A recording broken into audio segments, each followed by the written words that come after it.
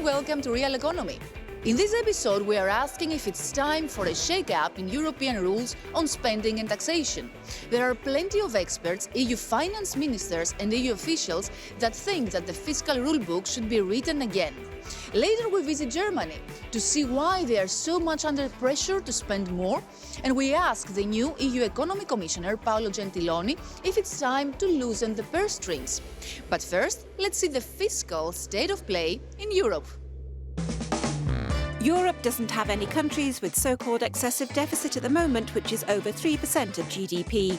But public debt still remains elevated in some parts of the bloc, with France, Belgium, Italy, Spain and Greece among the countries with debt-to-GDP ratios near or above 100%.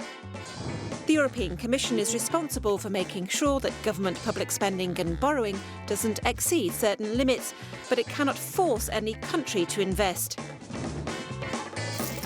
Now, with a rising need for investment to boost domestic demand, some European governments, such as Germany, the Netherlands and Finland, are under pressure to raise their spending, as they're the only ones with fiscal space to do so.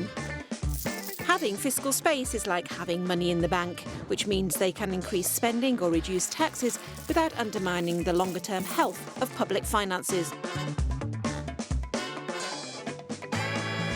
After 10 years focused on reining in public spending, the issue is whether too much austerity might threaten growth. Guillaume Desjardins visited Germany, one of the countries under pressure to invest more, to investigate.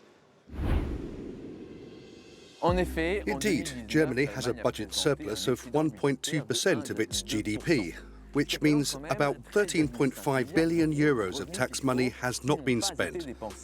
And that surplus is set to last until at least 2021. This surplus has been amassed through a very austere fiscal policy over the past few years. Too austere, some say.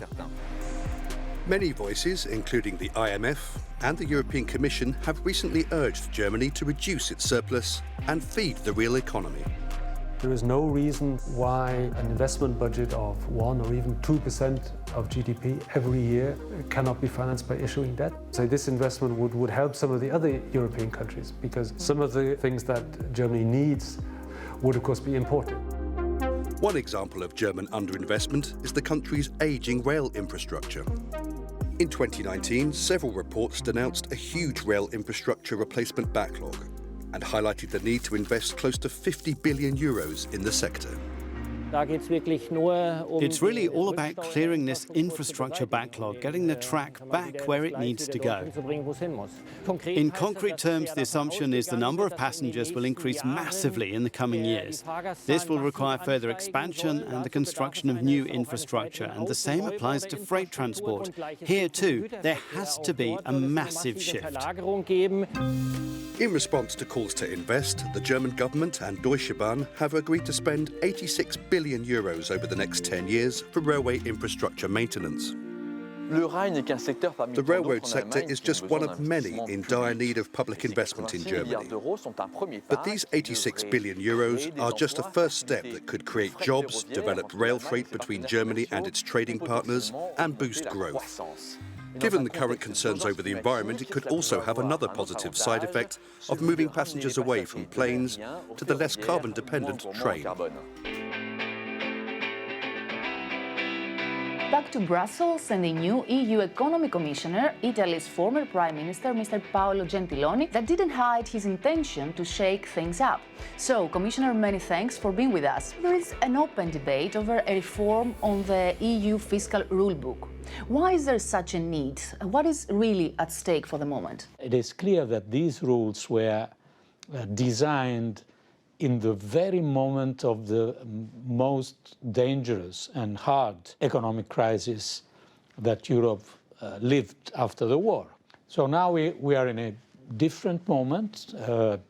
We are coming from more than 6 years of continued growth, but at the same time, this growth is slowing down. So we are not looking for a revolution, but I think rules should be adapted to this new framework and to this new situation. Does it mean loosening the targets, or are the fiscal targets themselves under question? No, I don't think that the message should be And also the result should be loosening or discussing the fiscal targets. By the way, the fiscal targets are in our treaties. The famous 3%, 6%, they are not something you can change like you change your dress. So this is not the point. The point, I think, is to have three different targets and goals.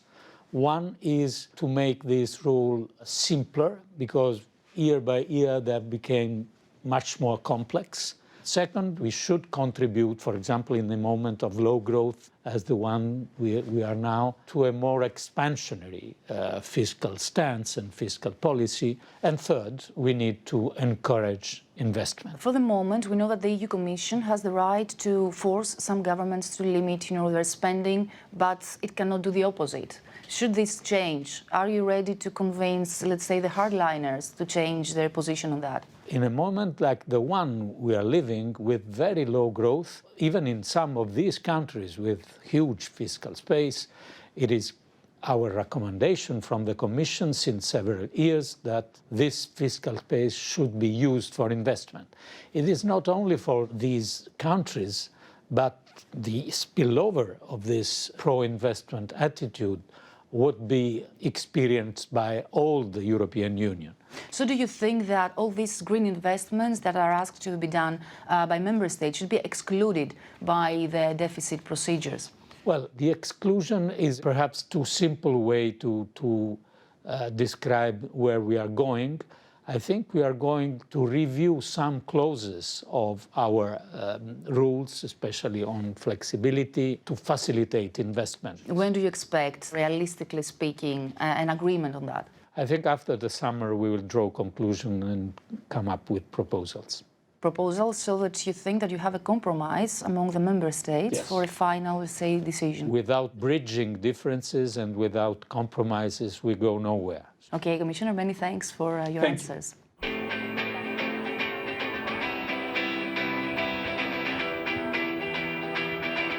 So, Mr. Gentiloni was clear that more simplified rules are needed in order to address new challenges, such as climate change or the need to speed up growth. But the biggest challenge remains the same: the different approaches among the EU member states. That's all from us now. Thanks for watching and see you soon on Euronews.